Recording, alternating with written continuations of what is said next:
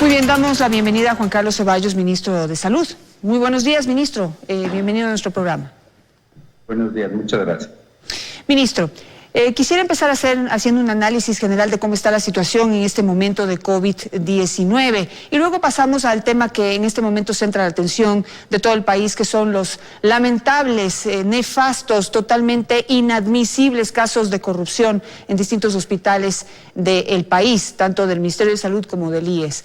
Empecemos entonces por el análisis general de la situación. ¿Cómo nos ve en este momento? ¿Cómo está la curva de la enfermedad? Bueno, Daniel, gracias de nuevo. Creo que usted ya dio algunos de los datos que son los que corresponden al reporte del día de ayer, 4 de mayo. Y yo creo que la situación general del país es bastante estable. Tenemos todos los recursos desde el punto de vista de personal, desde el punto de vista de infraestructura, de insumos, etcétera. La situación de Guayaquil es bastante buena. Hemos llegado a que los fallecimientos sean iguales a los que ocurrieron en Guayaquil en el mes de febrero, lo cual es una muy buena noticia. Usamos algunos otros indicadores, como por ejemplo las llamadas del 171, admisiones a emergencias, el número de altas hospitalarias va en aumento y yo digo en general eso está caminando de una manera bastante estable en todo lo que es Guayas, El Oro y particularmente Guayaquil. En Pichincha y Manabí, en la curva epidemiológica, lo que normalmente ocurre en una infección, va subiendo.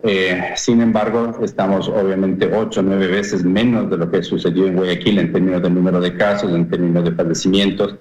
Estamos seguros que el número de camas disponibles es el adecuado, el número de unidades de cuidados intensivos es el adecuado. Mantenemos una coordinación con todos los hospitales.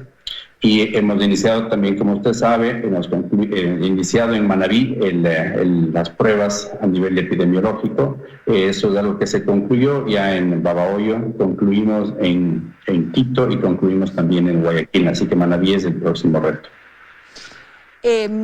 En este sentido, entonces, ¿cómo, si usted nos puede hacer, digamos, serme un poco más gráfico? Digamos, en Guayaquil está bajando la curva, en Pichincha está subiendo. A nivel país, ¿cómo estamos? ¿Qué tan cerca estamos de controlar esta epidemia? Bueno, yo creo que la epidemia con el brote inicial de Guayaquil está controlada. Lo que sucedió en Guayaquil es muy difícil, muy poco probable que vuelva a suceder en cualquiera de las provincias del país, cualquiera de las ciudades del país. Como le digo, la curva está en Pichincha, está estable. Sin embargo, también estamos muy atentos a si es que hay nuevos casos, si es que hay más llamadas del 171, si hay que nuevos casos de emergencia, etcétera. Esos son los indicadores que nosotros estamos de este momento utilizando para saber que la curva está bajo control. Esa es una mejor definición. Las curvas a nivel de Guayaquil, a nivel de Quito y a nivel de todo el país está bajo control. Estamos preparados para nuevos brotes pequeñitos porque si es que se amplía o se levantan las medidas de aislamiento, eso va a suceder. Cuéntenos un poquito más, ¿cómo que eso va a suceder? ¿Qué es lo que vamos a ver principalmente en las ciudades más complicadas, que en este momento son Quito y Guayaquil?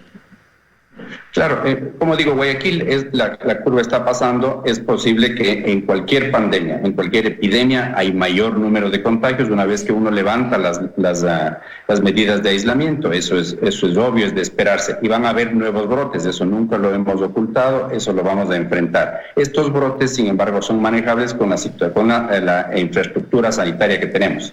Es decir, con talento humano, con el número de camas, número de cuidados intensivos, etcétera, etcétera. Eso lo vamos a controlar y está en esa situación, en los brotes que van a venirse, porque obviamente la gente va a estar más expuesta si se levantan las medidas, van a estar bajo nuestro control.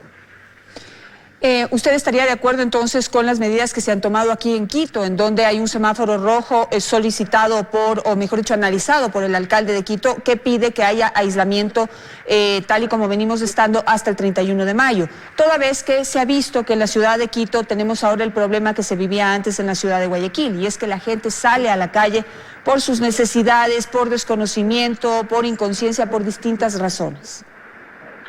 Janet, más bien es diferente mi perspectiva. Mi perspectiva es muy clara. Nosotros les vamos a proveer a cada uno de los alcaldes, y obviamente el doctor Yunda es una prioridad en este momento, toda la información necesaria para que él en conjunto con la comunidad, conjuntamente con nosotros, tome la mejor decisión. Pero hay diferencias notables con Guayaquil. En Guayaquil nosotros no tuvimos la oportunidad de activar todo el sistema de atención primaria de salud, el médico del barrio, aquel que está en el subcentro de salud pequeño, en el centro de salud más chiquitico del barrio. Eso lo tenemos y estamos preparados para tenerlo en Quito. Eso no pudimos hacerlo en Guayaquil. Entonces, sí hay situaciones diferentes. Más bien, yo creo que se deben abrir las medidas y se deben abrir las medidas de manera responsable, cauta, con responsabilidad, pero se tienen que comenzar a abrir las medidas. Y yo le hago la pregunta al público en general, le hago la pregunta a usted, ¿qué es preferible? ¿Un desorden completo como lo que está sucediendo? Ayer en varios sitios de Quito, por ejemplo, era una ciudad normal, era como en enero o febrero. ¿Es eso preferible o es preferible hacerlo de manera estructurada, ordenada, de manera controlada? Esa es la gran pregunta que nosotros tenemos que hacer. Totalmente, es de manera estructurada y ordenada como lo debemos hacer. La ciudadanía tiene la obligación de estar informada. Y yo quisiera hacer aquí un pequeño comentario, ministro. Realmente lamento que haya muchas personas en otras partes del país que de alguna manera como que medio se alegran que acá ya la gente esté saliendo a la calle y que esté expuesta a que haya más muertes. Creo que debemos trabajar unidos como país y entre todos ayudar a resolver los problemas de la gente que tiene que salir a la calle o ayudar también a informar correctamente a las personas para que conozcan los peligros a los que se exponen. Quisiera hablar de algo polémico, ministro, y que es importante, siento que todavía no se aclara con la, con la extensión que se necesita, y es sobre el número de muertos que en este momento existen reportados por el registro civil y el número de muertos que está registrado oficialmente como comprobados con COVID. ¿Puede marcarnos esa diferencia, por favor, y explicarnos? Porque en este momento, a la fecha, el registro civil reporta que hay 9.055 muertos en total. Es decir, no los diferencia entre COVID y otras causas. Claro, es relativamente simple esto si se toman en cuenta dos argumentos. El uno es una tasa de mortalidad. La tasa de mortalidad es el número de difuntos que ocurren en un periodo de tiempo y que se lo calcula por 100.000 habitantes. Casi siempre eso es lo clásico. Eso es lo que el registro civil, el INEC, reporta. Eso es lo que nosotros reportamos a nivel de país o a nivel de ciudad. Esa tasa, obviamente el número de fallecidos de ahí es bien alto y son más de lo que usted dice, inclusive un poquito más. Y que es el exceso, los muertos que han ocurrido, el número de muertos que están registrados en el registro civil. Eso es lo que hay y eso no se puede ocultar. Pero hay otra tasa que es la tasa de letalidad. Esta tasa de letalidad es lo que es de acuerdo al número de personas que fallecen y que tienen un diagnóstico positivo de COVID. Si usted hace las cuentas en lo que tenemos del día de hoy, tenemos 34.279. De ese grupo que se hizo un examen y que salió positivo, 1.569 han fallecido. Entonces eso le da alrededor de un 3 o un 4%. ¿Por qué mantenemos las dos tasas? Primero porque la tasa, la última que acabo yo de decir, la tasa de letalidad, nos sirve para compararnos con los otros países y que son exclusivamente para COVID.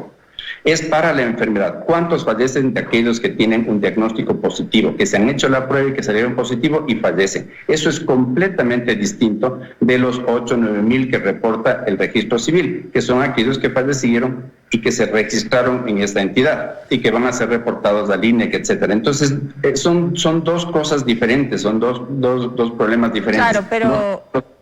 No todos los que fallecieron en Guayaquil tienen el COVID, ¿no? Pero sí, nuestra responsabilidad es decir, en Guayaquil, por ejemplo, se calcula que en los años 2018 y 2019, en la misma época, aproximadamente hubo 1.800, aproximadamente 2 muertes por mes.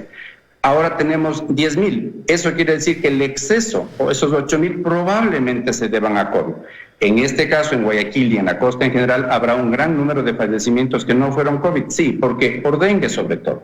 Entonces, Sí. Pero de todas formas la tasa es muchísimo, o sea, el número de muertos es muchísimo más alto y usted acaba de decirlo.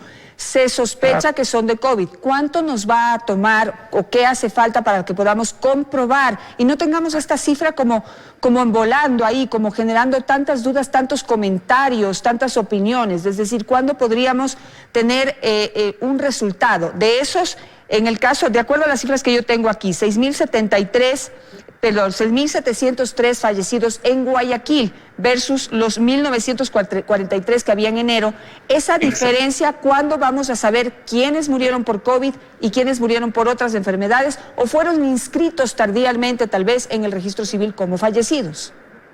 Claro, Janet, hay dos maneras de hacer esto. Una es el criterio médico que se pone en el certificado de defunción. Usted tiene primera causa, causa principal de muerte, causa secundaria, y puede ir hasta 4 o 5 causas de muerte que contribuyeron a la causa principal. Esa es una manera. Entonces, un análisis de la causa principal y las causas secundarias es una manera. La otra, que yo he estado particularmente muy interesado en hacerlo, y que quiero hacer y que hemos comenzado desde la semana pasada, son las autopsias verbales. Esas son autopsias, son encuestas, entrevistas que se tienen con los deudos del paciente fallecido.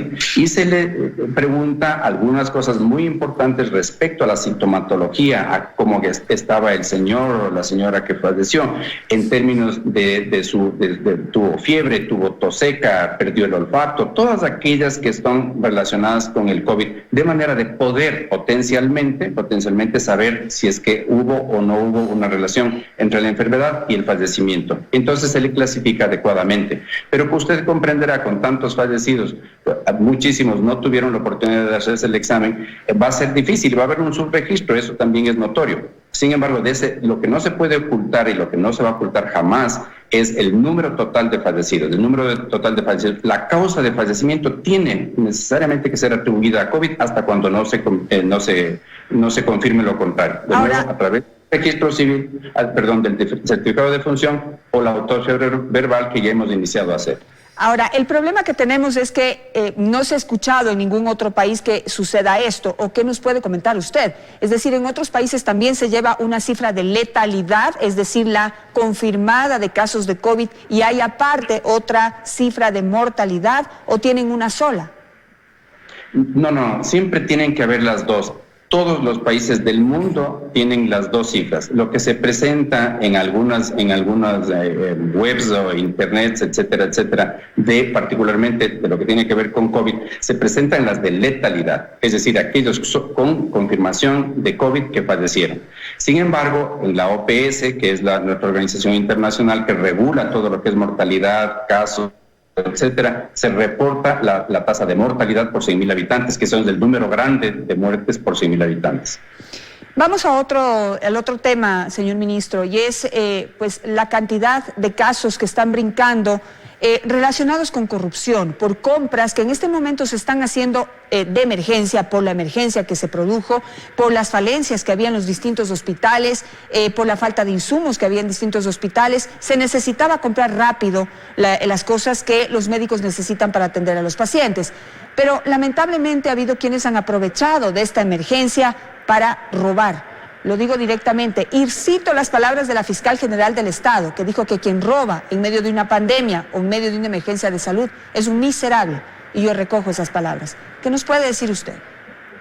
Absolutamente, estoy de acuerdo tanto con usted como con la fiscal. Es gente miserable, es gente que se aprovecha del dolor humano en unas circunstancias tan especiales, en un país en el que está quebrado por todo el asunto del petróleo, por el asunto de la activación que nos sucede desde el punto de vista económico. En toda esa circunstancia y con el dolor humano que causa este aislamiento social y toda la cuestión, cuando en un hospital se hacen compras que son ilícitas, que son ilegales, que no se hace lo que es correcto, es un signo miserable que me espeluzna y del cual he enfrentado desde el primer día.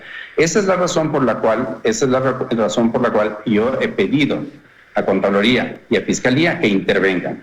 Desde hace algún tiempo hemos recogido alguna información y hemos sido súper sensibles a la información que nos llega por parte de la comunidad misma, de colegas médicos que nos dicen, mira, evalúa esto, hay necesidad de investigar esta situación. Y así lo hemos hecho, y por eso es que sí, hemos sido los primeros para que las auditorías y todo lo que nosotros tenemos que hacer en términos de encontrar los culpables, si es que los hay, y que vayan presos, lo hemos hecho inmediatamente, sin que nos tiemble la mano. Eso sí quiero ser súper frontal, Danet. Nosotros vamos a llegar hasta las últimas consecuencias con tal de descubrir quiénes son estas personas miserables, y recojo este apelativo para decir que nosotros no vamos a quedarnos, vamos a llegar hasta las últimas consecuencias de saber quién lo hizo y por qué lo hicieron. Analicemos, digamos, algunos de los casos que se han visibilizado. El caso en este momento del Hospital del Guasmo Sur, en donde se compran bolsas para cadáveres en $148 cuando el precio creo que no supera los $12 o $15, el precio normal. ¿Qué es lo que ha pasado allí y quiénes son los responsables que en este momento entiendo están denunciados en la Fiscalía? Pero administrativamente, ¿qué va a suceder con ellos o qué ha sucedido con ellos? Bueno, nosotros recogemos la información, verificamos y pasamos de esto a Fiscalía o a Contraloría, que en realidad son los entes que tienen la capacidad de realizar auditorías. De nuestra parte, obviamente, nosotros vamos a hacer lo que ellos nos digan en términos de desvincular a los empleados que han incurrido en este error. Igualito que hicimos nosotros con ese empleado o ese par de empleados del Ministerio de Salud que comercializaban con el asunto de la entrega de los cadáveres. Una cosa espeluznante, una cosa escalofriante, y sin embargo lo hicieron. Esos fueron desvinculados de manera inmediata. Entonces esperemos, en términos del Guasmo Sur, qué es lo que ellos encuentran, si se verifica o no la información, y de verificarse nosotros actuaremos inmediatamente. Mismos abusos se han producido, por ejemplo, en el Hospital Enrique Garcés. Allí tenemos denuncias también de corrupción por compras de mascarillas. Exactamente, Enrique Garcés es el otro hospital. En realidad todos los hospitales de Quito están en este momento siendo investigados. Todos los hospitales se les va a llegar una auditoría. Así es como se tiene que actuar. Enfrentar el problema de manera clara, de manera concisa y de manera real, de acuerdo a la ley. Habrán casos en que se compruebe que es un error y pues ellos quedarán libres, pero de otra manera no. Nosotros vamos a actuar muy de mano con Fiscalía y Contraloría para que todo esto sea claro. Y el Enrique Garcés es uno de esos que está siendo investigado en este momento. Otro hospital que ha develado casos de corrupción es el Eugenio Espejo. Allí hay un director que afirma haber sido retirado de la dirección del hospital una vez denunció los casos de corrupción. ¿Es así? No, eso no es correcto. El doctor Izquierdo es el gerente del Hospital Eugenio Espejo, no es del director, es del gerente del hospital, era el gerente, y es de libre remoción. Es decir, yo como ministro de Salud tengo la capacidad, tengo la autoridad como para remover a personas que tienen una función de libre remoción, como era él. Yo no he recibido, ni nadie ha recibido ningún tipo de denuncia mientras él estaba en funciones.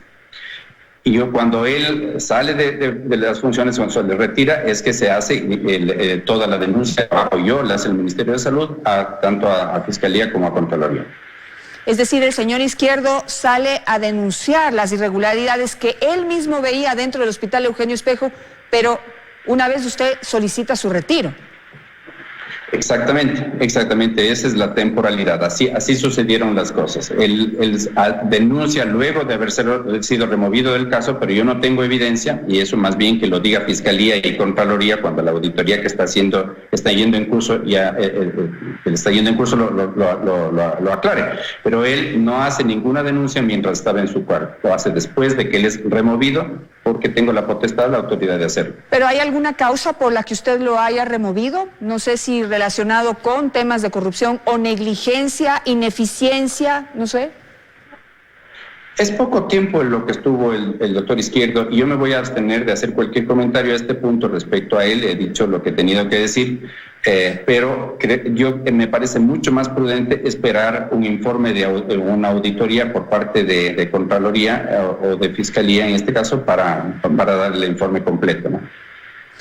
En ese caso, frente a todo lo que está sucediendo en este momento, se replica también en los hospitales del IES, que no están, digamos, bajo su directo control, pero vemos que sucede más o menos lo mismo. Hay la denuncia de que obviamente no solamente hay corrupción por parte de los funcionarios públicos que están en esos hospitales, sino también por parte de un privado que les provee de estos y otros equipos, incluso equipos laparoscópicos, se dice por ahí, y que es una empresa de publicidad, según entiendo. Es decir, También hay que ver ahí cómo está el proceso, ¿no?, de selección de los proveedores y de las compras públicas, en donde más de una institución tiene que ver. Usted tiene razón, el IES no está bajo mi directa administración, pero estoy muy sensible a todas esas denuncias. Aquí hay varios procesos o pasos que se deben hacer. Primero, yo invito a la comunidad, no solamente a la comunidad médica, no solamente a los empleados, sino a la comunidad en general, a que denuncien. Hay una línea de denuncias en el Ministerio de Salud. Segundo, lo que procede es investigar eso, porque no siempre uno puede asumir que toda la gente es culpable. Y después, con mano dura, con las evidencias en mano, obviamente irán presos o serán destituidos, según sea el caso. Esos son los tres pasos que yo diría. Pero ahora, ¿cómo frenar esto? Porque es increíble que se cometan estos abusos. ¿Qué puede hacer usted? Dada la situación de que no se les puede poner un policía a cada uno de los directores de los hospitales o los gerentes de los hospitales, perdón, que son los que están a cargo de la parte administrativa, ¿cómo se puede hacer para controlar todos estos horrores que están sucediendo, que indigna realmente? Si bien es frustrante, yo escucho en su voz la frustración, el coraje, es exactamente lo mismo que me pasa a mí. Yo creo que, de nuevo, la importancia es denunciarlo, nunca quedarse callado. Así se equivoca, uno tiene que denunciar esto. Y esa denuncia tiene que ser auditada por las gentes que son competentes. Los hospitales tienen la potestad, la autonomía de comprar ciertos medicamentos, ciertos insumos, porque si no sería imposible que los funcionen. Sin embargo, nosotros llevamos un control muy específico, muy rígido de cómo se han hecho las compras, si es que los ofertantes calificaron como una empresa que estaba destinada para ese sentido, que tenía la capacidad de compra, de venta, etcétera. Si es que hubo varios ofertantes o no, es que se hizo un anuncio público de compras, etcétera. Entonces, eso sí nosotros lo podemos ver y creo que es la mejor manera de hacer el control. Eso y las denuncias. Ahora, también tenemos que partir por el hecho de que no todas las denuncias son ciertas y van a terminar siendo verdaderas, pero nosotros tenemos la función, y en eso estoy extremadamente abierto a recibir todas las denuncias, a estudiarlas, a investigarlas y tomar las acciones que sean necesarias. Perfecto, ministro. Le agradezco muchísimo por estar esta mañana con nosotros. Se me quedan algunos temas por fuera, pero el tiempo ya no me alcanza para más. Le agradezco mucho y espero poder estar en contacto con usted.